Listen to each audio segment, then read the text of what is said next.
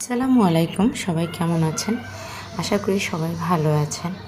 ঈদ শেষ হয়ে গিয়েছে, তাও প্রায় এক সপ্তাহের বেশি হয়েছে, কিন্তু আমার কাজের বুয়া মহারানীর এখনও ছুটি শেষ হয়নি। সে বাড়ি গিয়েছে 28 তারিখ, আজকে 9 তারিখ, এখন পর্যন্ত আসার নাম নেই। তো আমাকেই বাসার কাজগুলো করতে হয়।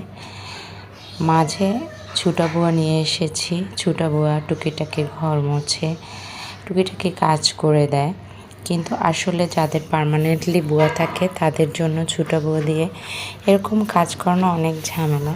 তো যাই হোক, বাসার এই গাছগুলো একদম নোংরা হয়েছিল।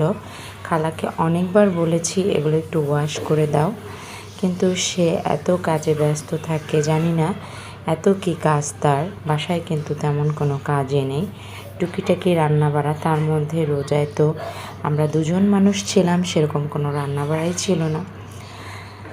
তো যাই হোক, কি আর করা, আমার যেহেতু একটু অ্যালার্জির প্রবলেম আছে ডাস্টে, সো আমি ডাস্ট একদমই নিতে পারি না। তাই আজকে বাধ্য হয়ে নিজেই সব পরিষ্কার করা শুরু করলাম। সব জায়গার গাছগুলো এনে বাথরুমে নিয়ে সবগুলো সাবান দিয়ে একদম সুন্দরভাবে পরিষ্কার করে রোদ্রে শুকিয়ে দিলাম। এখন নিয়ে এসেছি এগুলো আবার সুন্দর করে ডেকোরেশন করব, কারণ এগুলোতে এত পরিমাণে ডাস্ট জমে একদম কালো হয়ে গিয়েছিল। কিন্তু উনি আমার বাসার সব কাজ করলেও এগুলো ওনার চোখে খুব একটা পড়ে না, যদি না বলে দেই যে এটা করো ওটা করো। তো এরকম করেই কাজ করে সে। আমার বাসায় 5 থেকে 7 বছর ধরে আছে।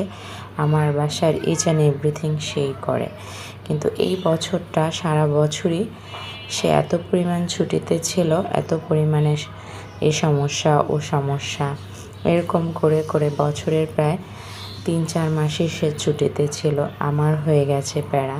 তো এসব প্যারা নিয়ে আসলে এদেরকে মেনটেন করাও অনেক ঝামেলা। সবার বাসার বুয়াই ছুটি কাটিয়ে চলে এসেছে, কিন্তু আমার বাসার উনি এখনও আসেননি।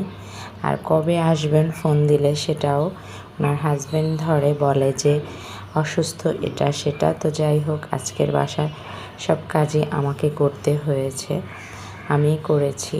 তবে আমি আসলে এই ধোয়া মোছা এগুলো খুব একটা করতে পারি না, আমার মাজায় ব্যথা, তাও আজকে করতে হয়েছে, কারণ আমার আসলে ডাস্ট নিতে ভালো লাগে না। তো আজ এই পর্যন্তই, সবাই ভালো থাকবেন।